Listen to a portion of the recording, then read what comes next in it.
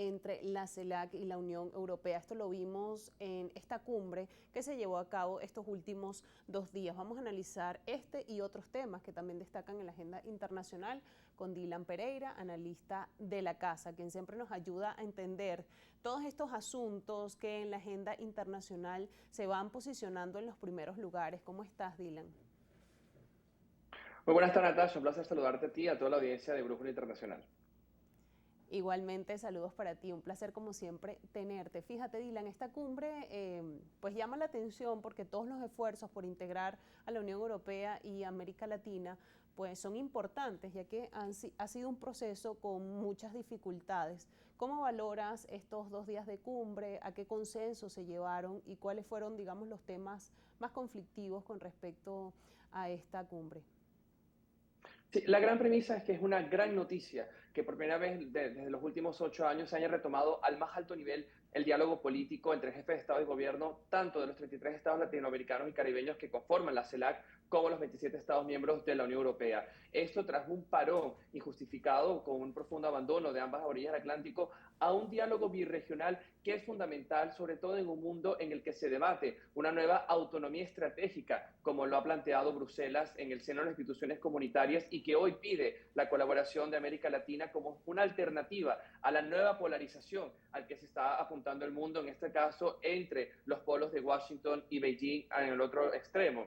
Esto establecería además no solamente repotenciar las capacidades de una región que representa más de 1.000 millones de personas en el mundo, que sería la tercera economía global, además de representar un tercio de los votos en Naciones Unidas y todo lo que esto implica en el sistema multilateral. Por un lado, es una confirmación de la voluntad de ambas partes que se iniciaba en 1999 con la Declaración de Río de Janeiro, cuando aún no existía la CELAC, y que se formalizaba este mecanismo de concertación en el año 2010 en el marco, por un lado, de la fundación de la Comunidad Económica de Estados Latinoamericanos y Caribeños, y por el otro, la cumbre de Madrid, donde además justamente también estaba la presidencia española en el Consejo Rotativo de la Unión Europea, que sin lugar a dudas ha significado un gran catalizador para impulsar estas relaciones, pues Madrid nunca ha cesado sus esfuerzos en convencer de una forma u otra al resto de Europa, en particular al eje franco-alemán y al eje nórdico, de la necesidad de mirar con más capacidad y atención a América Latina, siendo además nosotros una región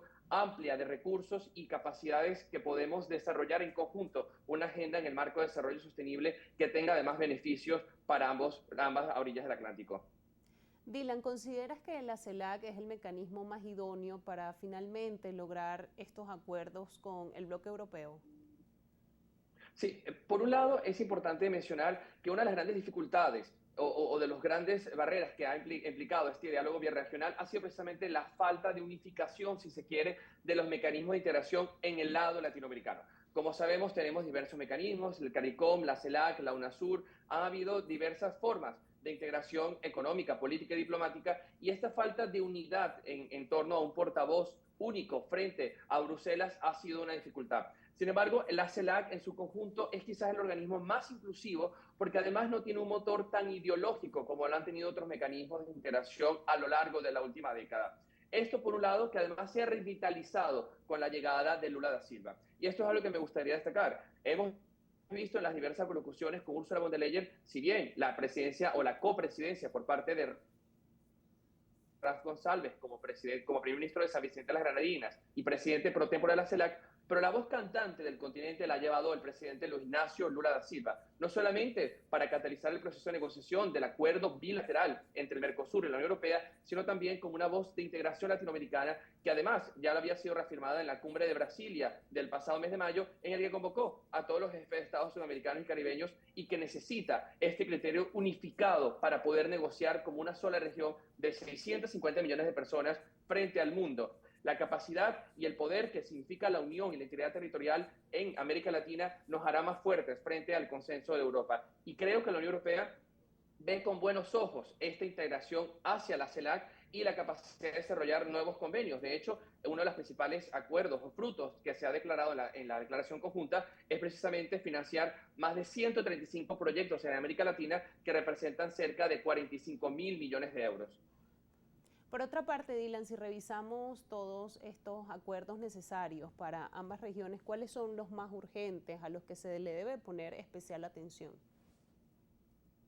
Sí, Bruselas ha tenido al margen de la cumbre US-LAC el tercer encuentro luego del encuentro de Madrid de 2010 y el de Bruselas de 2015, que además se ha prometido retomar la bianualidad de estos encuentros intercalados por agendas ministeriales al más alto nivel, pues ha colocado también el foco, por un lado, en renovar los acuerdos comerciales y de libre comercio ya vigentes con México, por un lado. De hecho, Ursula von der Leyen en abril de este año se había trasladado a la Ciudad de México. Allí hay otra gran diferencia de la actitud de Europa frente a América Latina. En tiempos de Federica Mogherini como alta representante y vicepresidenta de la Comisión, nunca estuvo en América Latina. Ya hemos visto en esta oportunidad varios viajes de Joseph Borrell como alto representante hacia América Latina, en particular hacia Uruguay, Brasil y Chile, y la propia presidenta de la Comisión Europea, Ursula von der Leyen, se había trasladado hace unas semanas a México, Brasil, Chile y Argentina. Y esto se ha reforzado en Bruselas, retomando y renegociando el acuerdo con México. El acuerdo con Chile es fundamental, el caso chileno, porque promete ser uno de los mayores proveedores de litio para toda Europa, un metal fundamental para la transición energética del continente. Y también podremos destacar el acuerdo con Uruguay. Se ha firmado un multimillonario proyecto para desarrollar hidrógeno verde, hidrógeno limpio, que promete ser la gran fuente de energía renovable para el futuro. Todo esto alineado a los intereses también del Pacto Verde Europeo, que se había suscrito en el año 2020 y que sienta las bases para el desarrollo sostenible que hoy intenta Europa incorporar a América Latina en este tema tan crucial.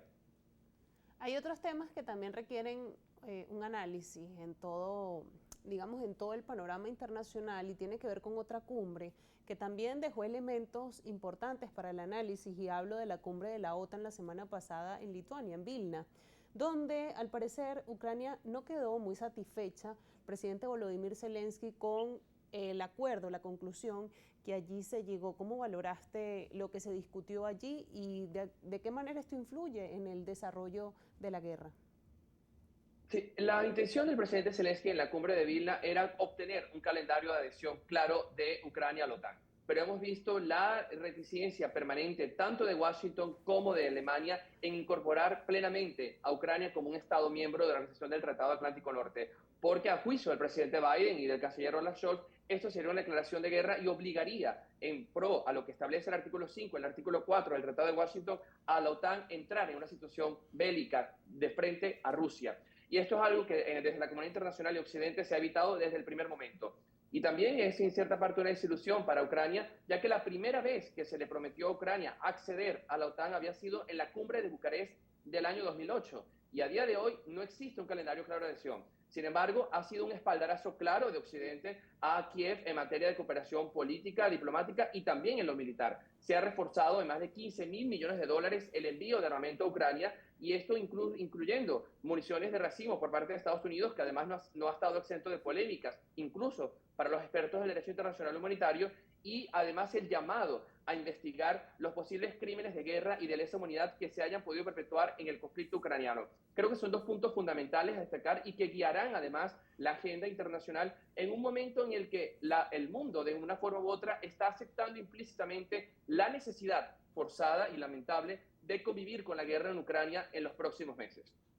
Fíjate, Dylan, la guerra ya cuenta 500 días. Hace un año parecía muy poco probable que Finlandia y Suecia formaran parte de la Alianza Atlántica.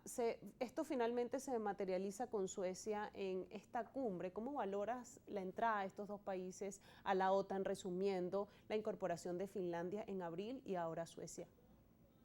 Sí, es interesante mencionar que de los 14 países que alguna vez pertenecieron a la Unión de Repúblicas Socialistas Soviéticas, estos pertenecen hoy a la OTAN en gran parte. Todo el flanco oriental de la organización se ha expandido exponencialmente, el frente a los Balcanes también se ha reforzado, y la incorporación de Finlandia y Suecia había sido pues una novedad en el plano internacional desde su anuncio en la cumbre de Madrid, pero el caso de Suecia había tenido la resiliencia en el caso de Turquía, del presidente Erdogan, de levantar su veto. Recordemos que según lo previsto en el Tratado de Washington de 1948, es unánime la decisión del Consejo Atlántico para aceptar y ratificar el ingreso de un nuevo miembro. Suecia había solicitado ya formalmente en la cumbre de Madrid de junio del año 2022, pero en Ankara no había ratificado esto. Esto se ha levantado bajo la promesa de una mayor cooperación de Estocolmo con Ankara en materia de política, jurídica, en particular el caso de los partidarios del Partido del Kurdistán que se encuentra en Suecia, que había sido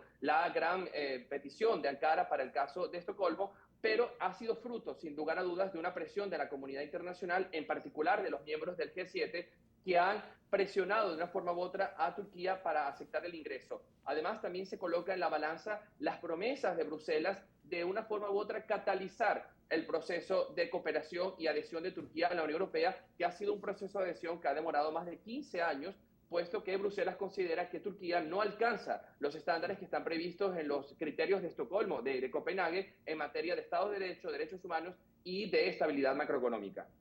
Fíjate, Dylan, se le da un espaldarazo a Ucrania en esta cumbre y esta semana Rusia ha tomado la decisión de salirse del acuerdo de cereales para la exportación de estos cereales ucranianos en el Mar Negro. Este tema también me gustaría que lo analicemos. Antes vamos a hacer una pausa, pero lo quiero dejar en el aire para conectar la situación del conflicto entre Rusia y Ucrania y lo que está alrededor de él. Vamos a hacer una pausa. Estamos conversando, amigos, con Dylan Pereira, analista internacional, sobre los temas que destacan y ocupan los primeros lugares de la agenda internacional. Hacemos pausa y ya volvemos con este análisis.